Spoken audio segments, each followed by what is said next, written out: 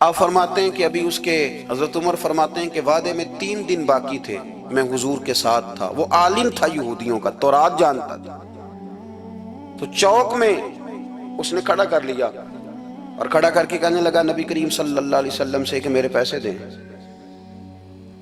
تو حضور صلی اللہ علیہ وسلم نے فرمایا کہ ابھی تو 3 دن باقی ہیں وعدے میں، انشاءاللہ وعدے پہ دے دیں گے۔ میں نے جو مضمون چھیڑا ہے وہ میں نے مکمل کرنا ہے، آپ میری بات پہ توجہ کرنا۔ میں کہہ چکا ہوں کہ حضور کو دادا سے بڑا ہی پیار ہے۔ اب وہ یہودیوں کا عالم کیا کہتا ہے نبی پاک کو، تانا کس طرح دیتا ہے، معاذ اللہ ثم معاذ اللہ، نقل کفر کفر نہ باشا۔ جب حضور نے کہا نا ابھی 3 دن باقی ہیں تو کہنے لگا جی معاذ اللہ ثم معاذ اللہ، پھر معاذ اللہ، کروڑ دفعہ معاذ اللہ۔ کہنے لگا جی عبد المطلب کی اولاد کا طریقہ یہ ہے، پیسے لے لیتے ہیں پھر واپس نہیں کرتے، ہے نا اشتعال والی بات۔ یعنی ویسے ہی آپ کسی کو کہیں کہ تیرے دادے کی اولاد شاری کا طریقہ ہی وہ گرم ہو جائے گا۔ اور اگر یہ کہہ دیا جائے اس ذات کے بارے میں جس سے آپ پیار بھی عشق کی حد تک کرتے ہوں، تو اب تھپڑ تو بنتے ہیں نا 4، اب ڈنڈا تو بنتا ہے نا۔ لیکن میرے نبی پاک اشتعال میں نہیں آتے تھے، مزاج نہیں تھا رسول کریم کا۔ نبی کریم صلی اللہ تعالی علیہ وسلم اتنی بڑی بات کر دی کہ حضرت عمر کہتے ہیں میں نے یوں کر کے تلوار پہ ہاتھ رکھا اور نکال لی نیام سے باہر، گردن اڑاؤں گا اس گستاخ۔ رسول کریم نے فرمایا عمر یہ تو کیا کر رہا ہے، تیرے تو ذمہ یہ تھا کہ تو اسے نرمی کا کہتا اور مجھے پیسے دینے کا کہتا۔ اب اس طرح کر، اسے فلاں جگہ لے جا، وہاں کھجوریں پڑی ہیں تول کے دے دے، چل 2 کلو زیادہ بھی دے دینا۔ حضرت عمر فاروق رضی اللہ تعالیٰ عنہ کہتے ہیں میں نے کہا حضور زیادہ کس بات کی، میں تو پوری بھی ذرا ناپ تول کے دوں گا، اور احتیاط سے کس بات کی زیادہ، اس نالائق کو زیادہ دوں؟ حضور فرمانے لگے زیادہ اس لیے دینی ہے کہ تو نے اسے ڈانٹا ہے، تو نے تلوار دکھائی ہے، اب 2-3 کلو زیادہ دینی۔ حضرت عمر کہتے ہیں میں لے گیا اور میں نے 2-3 کلو کھجوریں زیادہ دی، پر وہ میرے اندر جو اس کے بارے میں کوفت تھی وہ جاتی نہیں تھی، میرا دل کرتا تھا کاٹ ڈالوں اسے۔ اور جب میں نے دے لی نا تو میرے قریب آیا، میرے گھٹنے پہ ہاتھ رکھا۔ آنسو بڑے قیمتی ہوتے ہیں، ایک کبھی نکلتے ہیں۔ کہتے ہیں جب میرے گھٹنے پہ اس نے ہاتھ رکھا تو وہ یہودیوں کا عالم رو پڑا، کہنے لگا عمر تیرا کیا خیال ہے کہ میں بلا وجہ یہ میں نے بات کر دی؟ کہا نہیں، تو روتا کیوں ہے، پہلے بے ادبی کرتا ہے اب روتا ہے۔ تو کہنے لگا عمر میں کوئی معمولی آدمی نہیں، میں پڑھا لکھا بندہ ہوں، معمولی ہوتا تو جلدی مان جاتا، میں تورات کا، انجیل کا، زبور کا عالم ہوں، میں نے آخری نبی کی ساری صفتیں اپنی کتابوں میں پڑھی ہیں، میں نے ساری باتیں چھپ چھپ کے نبی پاک میں دیکھ لی تھی۔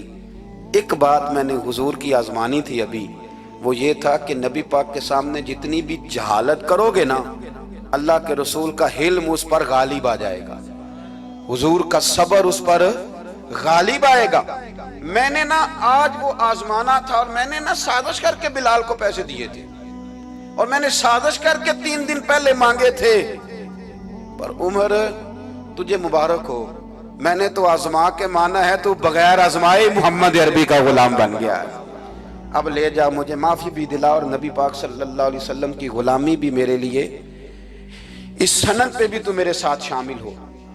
زندگی میں اشتعال نہ اپنے آپ کو آنے دیں۔ لوگ دنیا میں باتیں کرنے آئے ہیں، اور باتیں کرنے والے رہ جایا کرتے ہیں، باتیں کرنے والے، میری بات کی سمجھ آ رہی ہے، اور کام کرنے والے وہ کر جاتے ہیں۔ اگر آپ باتوں پہ آپ وقت گزاریں گے تو رہ گئے۔ اشتعال، وکیلوں کو بھی یہاں اشتعال آتا ہے، یہاں ڈاکٹروں کو بھی اشتعال آتا ہے، یہاں فلانے کو بھی اشتعال آتا ہے، یہاں بھئی آپ کس چکر میں پڑ گئے؟ اگر آپ کو اشتعال ہی آنا ہے، آپ دیکھیں نا اہل طائف نے نبی پاک کے ساتھ کیا کیا۔ تاریخ میں نا کچھ الفاظ ایسے ہیں جو پڑھے نہیں جاتے۔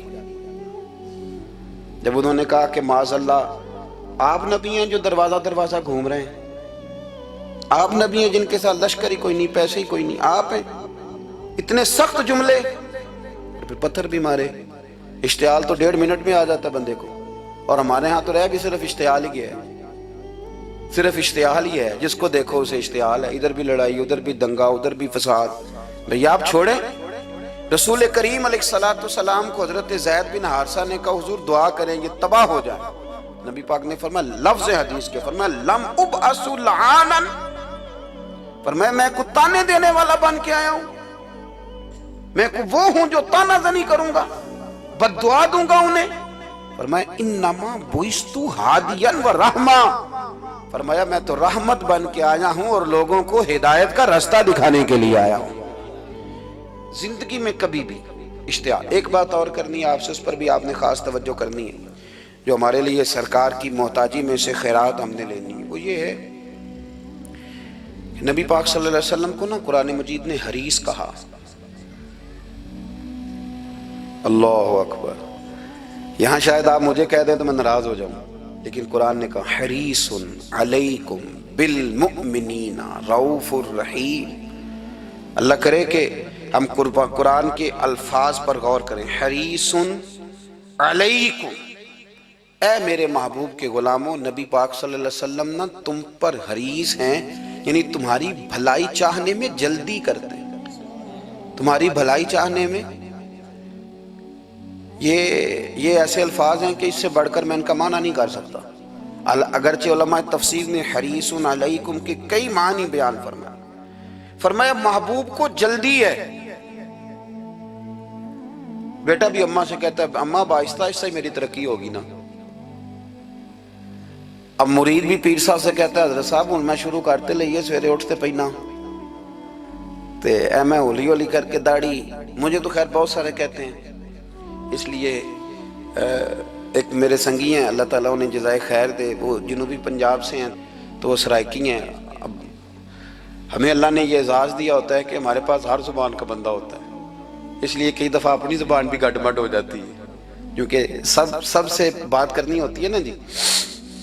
تو مجھے کہنے لگے ایک دن فون کر کے پیر صاحب مبارک ہو گئے۔ میں نے کہا جی خیر مبارک، کیا ہوا؟ کہنے میں ان چھوٹی چھوٹی داڑھی رکھ لئی اللہ دے فضل نہ۔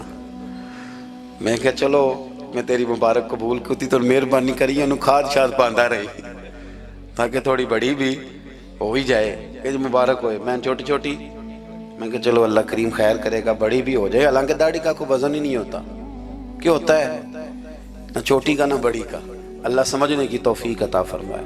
باہر کا جو بات عرض کرنی ہے اس کی طرف آتا ہوں آپ حضرات سے۔ حریص علیکم، بھئی ہر بندہ کہتا ہے میں آہستہ آہستہ چلوں گا، لیکن نبی پاک صلی اللہ تعالیٰ علیہ وسلم نے شوق رکھتے میری امت کو جلدی سے خیر ملے، جلدی سے۔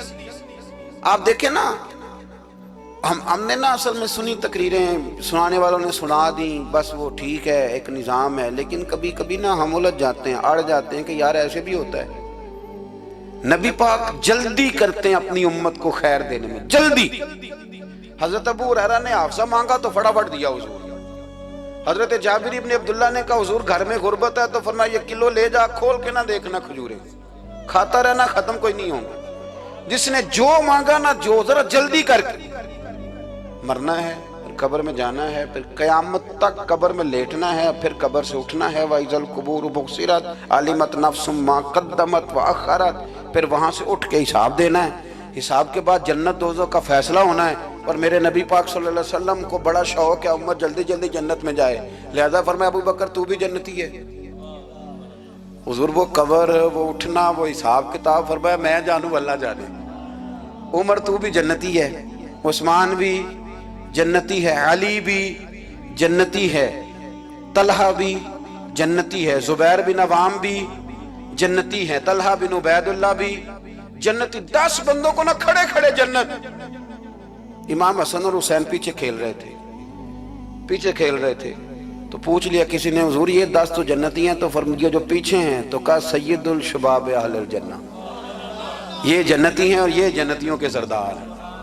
آپ ذرا پلٹ کے دیکھ لیں کس طرح حضور نے، اور یہ اس شوق کو آپ سمجھیں، ہمیں تو شوق ہی کوئی نہیں، اب یقین کریں نہیں شوق، زیادہ سے زیادہ شوق ہوگا تو اپنے بیٹے کے حق میں ہوگا کہ جلدی جوان ہو جائے، اور اس میں بھی ہماری ڈبل لالچ ہوتا ہے کہ بچہ جوان ہو جائے اور میں کبھی بوڑھا بھی نہ ہوں، یہ بھی جوان ہو جائے اور میں بھی جوان ہی رہوں، بھئی یہ تو نہیں نہ ہو سکتا۔ اگر وہ جوان ہوگا تو پھر آپ کو بوڑھا ہونا پڑے گا، لیکن ہمارا ڈبل لالچ ہے کہ یہ بھی جوان ہو جائے اور میں بھی جوان ہی رہوں، یہ ہو سکتا؟ نبی پاک صلی اللہ علیہ وسلم نے فرمایا، آپ ذرا غور کریں، فرمایا وہ پیر رومہ ہے جو خرید کے دے دے گا میں اسے جنت کی بشارت دیتا ہوں۔ فرمایا جو مسجد بنائے گا میں گارنٹی دیتا ہوں اپنے لیے جنت میں مکان بنا لے گا۔ میرے رسول کریم علیہ السلام جنت کو آسان کرتے چلے گئے، فرمایا دو چیزوں کی ضمانت دے دے، زبان اور شرمگاہ کا غلط استعمال نہ کرنا، میں تجھے گارنٹی دیتا ہوں کہ رب تجھے بغیر حساب کتاب جنت عطا کر دے گا۔ جلدی کے ساتھ حضور نے یہ شوق پیدا کیا۔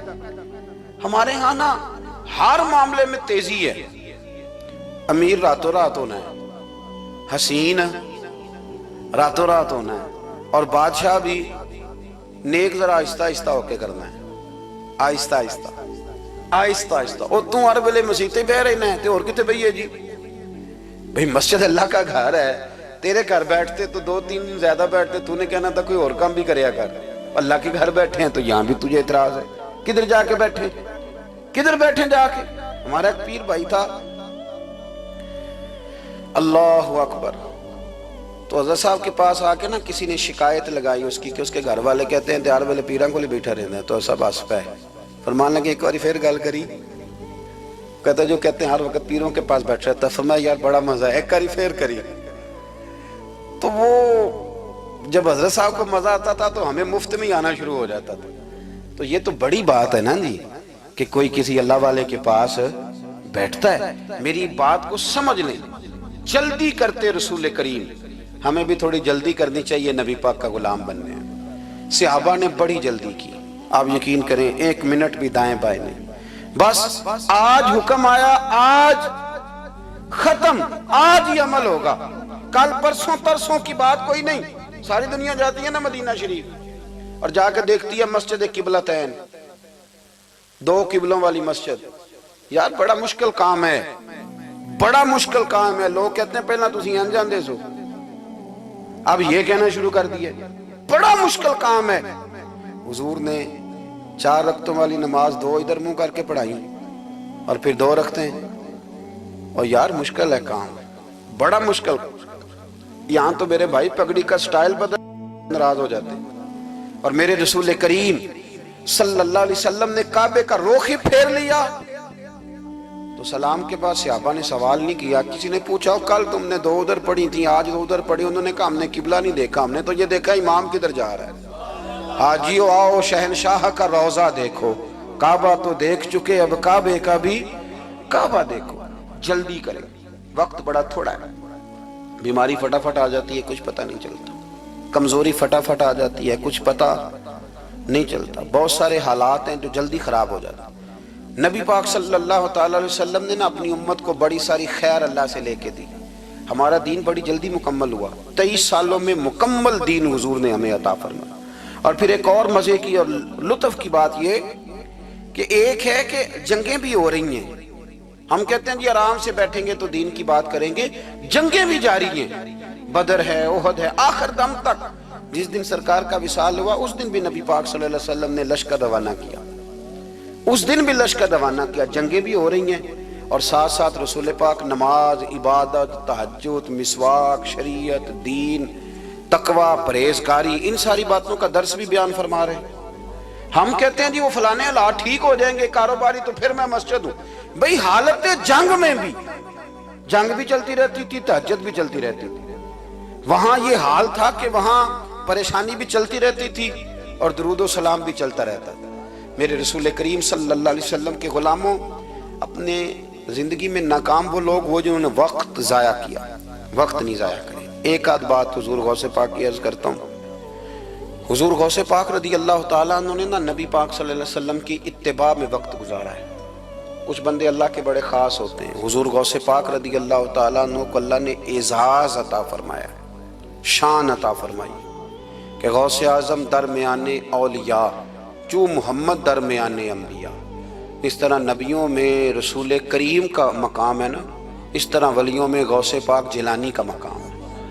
حضور غوث پاک رضی اللہ تعالیٰ عنہ کو اللہ نے کئی اعزازات دیے، سب سے بڑی بات یہ کہ اللہ نے انہیں کرامات عطا کی۔ کرامت دین کا پورا ایک حصہ ہے۔ ہمارے یہاں نا لوگ کہتے ہیں اخلاق بیان کریں جی، وہ کہتے کیا تھے، کرامت کیا ہوتی؟ بھئی کرامت تو قرآن پاک نے بیان فرمائی۔ آصف بن برخیہ جناب بلقیس کا، ملکہ بلقیس کا تخت لائے تھے، یہ اللہ نے کیوں آیت نازل کی قرآن پاک میں؟ وہ قصہ کہانی ہے کہ وہ جی تخت لائیں، یہ کیوں بیان کی؟ اور تخت آیا کس طرح آیا؟ انہوں نے کہا کہ آنکھ جھپکنے سے پہلے آ جائے گا. پھر آیا کہ نہیں آیا؟ ان سے پوچھا یہ کیسے آیا؟ کہنے لگے ھذا من فضل ربی. او سنگیو، صرف حضرت سلیمان علیہ السلام کا امتی تخت لا سکتا ہے، نبی پاک کا غلام نہیں لا سکتا؟ یار آپ نے کرامت کا انکار کر کے اپنے آپ کو کمزور کر لیا. اور نہیں جی نہیں، یہ کیسے ہو؟ کیا مطلب ہے اس کا؟ آپ سورہ نمل روز پڑھیں اور جناب سلیمان علیہ السلام کے امتی کی شان بیان کریں کہ وہ آنکھ جھپکنے سے پہلے 80 گز اونچا، 80 گز چوڑا، 80 من وزنی تخت آنکھ جھپکنے سے پہلے لے آئے. کسی بندے کا ایمان خراب نہیں ہوتا. اور میرے غوث پاک جیلانی، یہ وہ بندے ہیں جن کے بارے میں نبی پاک نے فرمایا کہ میری امت کے علماء بنی اسرائیل کے نبیوں کی طرح ہیں، امتیوں کی طرح نہیں. کن کی طرح؟ نبیوں کی طرح، نبیوں کی طرح. حضرت غوث پاک رضی اللہ تعالیٰ عنہ ہم کو ملانگ لوگ نہیں ہیں الحمدللہ تعالیٰ. ہم تو غوث پاک کی کرامت بھی مانتے ہیں پر قرآن و سنت کی اینک لگا کے مانتے ہیں. یہ میری بات سمجھ لیں. حضرت غوث پاک رضی اللہ تعالیٰ عنہ طالب علموں کو سبق پڑھا رہے تھے تو سبق پڑھاتے پڑھاتے نا ہاتھ آگے بڑھایا تو اچانک ہاتھ واپس آیا تو گیلا ہو گیا تھا سارا. تو شاگرد بھی بڑے سیانے ہوتے ہیں، انہوں نے سبق چھوڑ دیا، استاد جی کے گیلے بازو کو دیکھنا شروع کیا. حضور یہ کیا ہے؟ تو غوث پاک بھی غوث پاک تھے. ہر بندے کا ہاضمہ اتنا اچھا نہیں ہوتا کہ اس کو ہر بات ہضم ہو جائے. کئیوں کو بد ہضمی بھی بڑی سخت ہوتی ہے، کھٹے کھٹے ڈکار آتے ہیں بات سن کے، کانوں سے دھواں بھی نکلتا ہے کئی دفعہ. تو انہوں نے پوچھ لیا فٹافٹ کہ حضور یہ کیا ہوا؟ تو غوث پاک کو پتا تھا کہ سب کا ہاضمہ ٹھیک ہے. میاں صاحب نے بھی کہا تھا خاصاں دی گلامہ آگے نہیں مناسب کرنی. اگلا شعر میں نہیں یہ پڑھنا کیونکہ زیادہ ڈاڈ ہے تو میں ادھر ہی رہتا ہوں. اتنا ہی کافی ہے کہ خاصاں دی گلامہ آگے نہیں مناسب کرنی. انہوں نے کہا حضور یہ کیا ہے؟ تو آپ فرمانے لگے تمہارے والی بات نہیں. اللہ اکبر. ابھی سبق پورا ہو رہا تھا تو بندے دوڑے دوڑے آ گئے اور انہوں نے نعرے لگانے شروع، یا غوث یا غوث یا غوث. لوگ کہتے ہیں غوث پاک سے ملتا نہیں. میں کہ ٹھیک کہتے ہیں انہوں نہیں نہ ملیا، جنہوں ملیا اس تے رولا پانا نہ بڑا ملیا ہے بڑا ملیا ہے بڑا ملیا. اپنا اپنا معاملہ نا.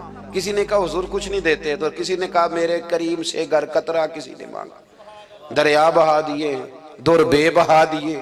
جس کو ملا ہے وہ تو شور کرے گا. تو تھوڑی دیر کے بعد ہی بندے پہنچ گئے. انہوں نے آ کے یا غوث کے نعرے بھی لگائے، وہ مچلے بھی، وہ روئے بھی، وہ قدم بھی چومے، اپنے مقدر پہ ناز بھی کیا. شکر ہے اللہ کا، اللہ نے ہمیں آپ کا غلام بنایا، شکر ہے. تو طالب علموں نے پوچھا ہوا کیا؟ کہنے لگے کشتی میں بیٹھے تھے تو ڈوبنے لگی تھی.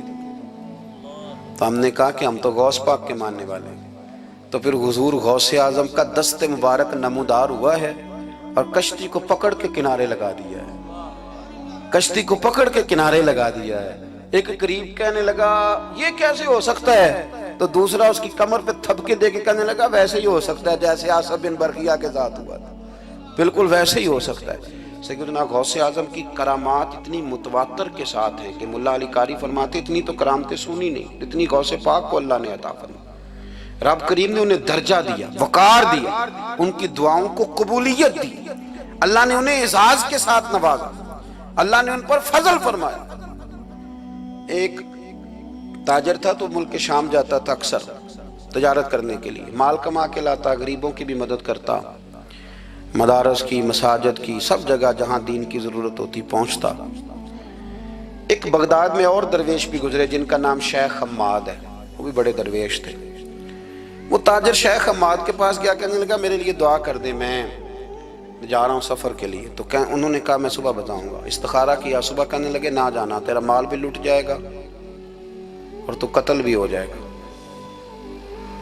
وہ بڑا پریشان ہوا، حضور غوث پاک کے پاس گیا، کہنے لگا حضور وہاں بھی میں نے کہلا بھیج دیا ہے، سامان میرا پڑا ہے، جاؤں گا نہیں، پیمنٹ نہیں کروں گا، ملے گا نہیں تو خسارہ ہو جائے گا، مہربانی فرمائے. غوث پاک نے مراقبہ کیا اور میں تو جا اللہ خیر کرے گا، تو جا اللہ خیر کرے گا.